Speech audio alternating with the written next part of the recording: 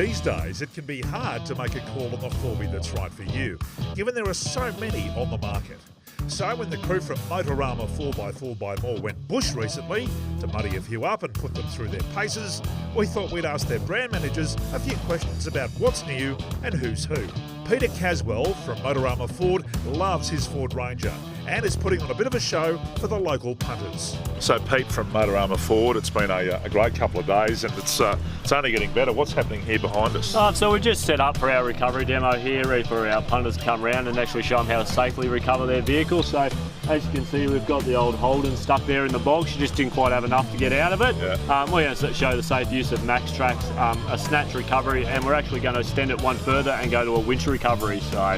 So not only are people learning how to drive their vehicles here this weekend, they're learning how to get out of situations like the one that we see behind us. Yeah, well, that's it. Like, we're all think that we're experts and that we're not going to get ourselves into trouble, but sooner or later you're going to get yourself stuck and you're going to need to know how to recover yourself safely, whether it be with the use of max tracks where you can do it on your own, or whether it be an assisted help like his mate here in his Ranger that's going to help pull him out. Sure. I noticed that you've set the Ford Ranger up to pull the Holden out. Is that a personal bias that you've got at Motorama? Oh, look, yeah, just a little bit of one. I like my Rangers, so I like it to be the star of the show, rescuing the vehicles every now and then. So yeah. Just a little bit of fun we like having at Motorama. So good stuff, mate. Let's talk about a couple of key parts of four-wheel drives these days. The new buttons that you see, traction control, diff locks, these types of things. When and where to use them? Yeah, so obviously most of these modern vehicles now are coming well equipped with stuff that back in the day was an aftermarket accessory you'd have to bolt onto your vehicle. Yeah. So you got things like rear diff locks now that are standard. So